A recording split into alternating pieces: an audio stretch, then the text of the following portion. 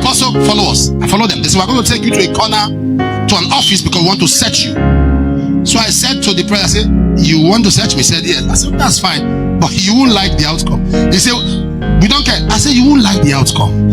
He said, we don't care, we must search you. I said, let's go. So we got there. One of them said, apostle, please take off your jacket. I said, okay. I took off my jacket, I gave him, he fell down. So I took the jacket, I gave to the second one, he fell down. I tried to give the third one, he was going backwards, so I threw it on him, he fell down. So welcome back to my channel. According to the Bible, I found this interesting about Apostle Johnson Suleman, talking about when he visited Muslim country that they deny him of a visa just because he's going there to preach the gospel of Christ. And you know that this other religion doesn't want Christians to convert their people to join the Christianity. So I urge you to watch this video to the end. So let's dive into what Apostle Johnson Suleman said in his visit to Muslim country, and we will come back to explain some things you need to know about at the course of this video. If God says he says 1,000 shall fall at your side, 10,000 at your right hand, God says it, believe it, and that settles it. His presence is all over you. You are surrounded with his glory. God says it, believe it, and that settles it. Some time ago, I was entering a particular country, and they had done everything to make sure that I did not get a visa into that country. But the last time I was there, a lot of things happened, and some of the people in the other religion were not happy because a lot of their people left that religion and became Christians. So they said, if we are lying, come again. Everybody's going to become a Christian, so let's stop it. So they went to their embassy and they made sure I didn't get a visa. I didn't bother because I was smarter than them. I already had a visa. Hold on. I already had a visa that gave me access to their country without having their own direct visa. So the visa permitted me to enter. So they were shocked that they saw me at the immigration. So they began to make calls. They told me to hold on one corner. They were making calls. There was nothing they could do because I have a visa that gives me access to that country. So they began to make call. Finally, from 5 to 6, 6 to 12, 12 to 14, the policemen increased. I didn't bother.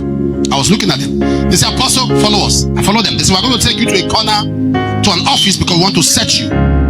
So I said to the preacher, I said, you want to search me? He said, yes. I said, that's fine, but you won't like the outcome. He said, we don't care. I said, you won't like the outcome. He said, we don't care, we must search you. I said, let's go. So we got there. One of them said, apostle, please take off your jacket. I said, okay. I took off my jacket, I gave him, he fell down. So I took hold on. So I took the jacket, I gave to the second one, he fell down. So I tried to give the third one, he was going backwards, so I threw it on him, he fell down. So I picked it, they said, wear your jacket back. The other said, wear your jacket. I said, no, you have to search me. They said, no. You don't understand. Just go. Just step out. Now listen to me. I had a consciousness and an understanding that I am surrounded. I am too protected to be molested. I am too secure to be embarrassed. 1,000 shall fall at my side, 10,000 at my right hand, it shall not come near me. Only with my eyes will I behold and see the reward of the wicked. Be seated. The first contention of your prophecy you must fight is unbelief. Because sometimes in life, your experience will not look like your prophecy. You will go through some things in your life and the devil will make you start asking yourself, does God really care for me? Unbelief. You know, you'll go through some pain. Everybody rejects you. People fight you. You lose all you have. It's like you're alone in this world. And you are asking yourself. You trust in a man. The man tells you he loves you, you have a baby for him, you have another baby, he turns his back, you don't see him anymore, and you as a woman become mother and father of your children, and you sit back. Sometimes you have some lonely nights and you are asking yourself, does God really love me? I was preaching on a Sunday and a young girl began to scream in the crowd.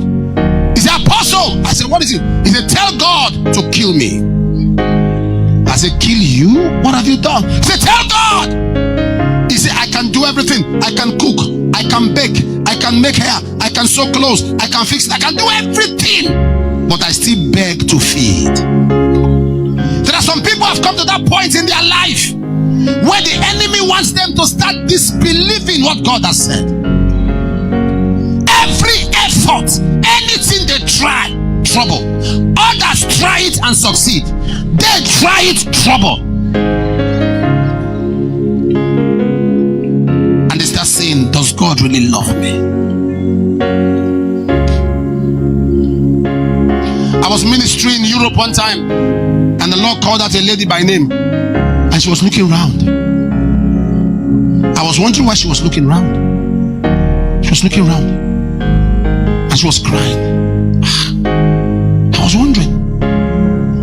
Her name was called, her father's name, her siblings were mentioned, and she was crying. I said, why are you crying?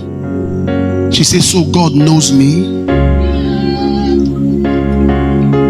God knows me. And there are people like that who have come to the point. They know that something tells them there is a God, but their situation tells them there is no God. And they're at a point of their life. And the problem is, when they look at their sisters, their brothers, the same thing they are going through is what they are going through.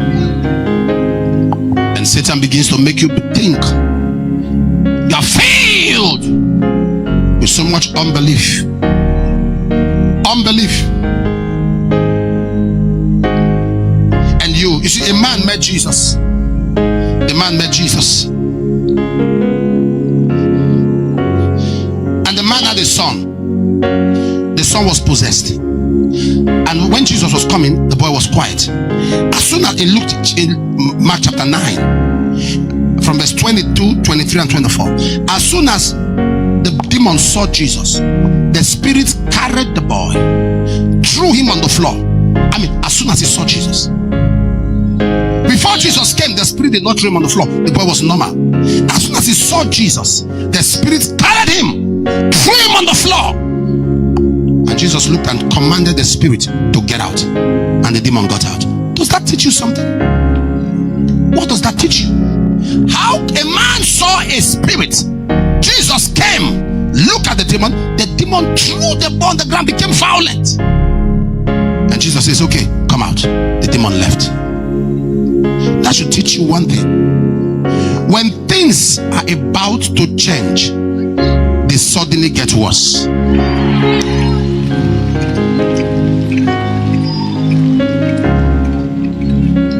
When things are about to change, they suddenly. So whenever you see, how many of you know that the time you decide to fast and pray, that is the period you start seeing strange dreams, strange attacks, strange battles? Yes, because when things are about to change, they suddenly get worse. And Jesus looked at the man and said, only believe. And guess what the man said? In verse 24 of Mark chapter 9, the man was honest. He said, Lord, I believe, but help my unbelief. I believe you, Lord. I know you are my Lord. I know you are my master. I know you are my savior, but the things I'm going through is shaking my faith. I know you love me, but the things I'm going through is making people ask, where is your God? Lord, I believe. Help my unbelief. I believe, God, but I'm going through so much right now and people are laughing at my faith. I carry the Bible and they mock me. I'm going to church, they say, you are going again, you are going again. Nothing has changed, nothing has changed. Lord, help my unbelief. Lord, I believe, but help my unbelief. And there are so many of us who are in that condition where the only thing keeping you with God is hope. You are just hoping that someday. Years ago, you entered the year. Oh, January 1st, this is my year. That year passed. Nothing. You got the next crossover service and they prophesied on you. They said this is going to happen this year. This will happen this year. You had faith. You believed. January, February. You went down. December. Nothing. And now you enter 2026 again. And prophecies were given to you. Prophecies were made and everything. And now this is the end of March. And you are saying, God, why? I believe you, Lord, but help my unbelief, help my faith, help my heart. And if you are in that category, I come with good news. Heaven has brought an answer.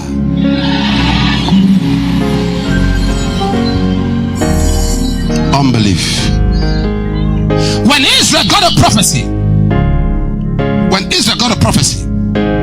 a prophecy was given. The second thing that fights your prophecy is the spirit of delay. The first is what? Unbelief. The first is what? And the second is the spirit of delay. Watch this. In Genesis 15:13, God gave a word that Israel would be in bondage for 400 years. And in Exodus 12:40, Israel was in bondage for 430 years. It took 430 years for that prophecy to come to pass. How many years? 430 years. How many years? Say that again. How many years?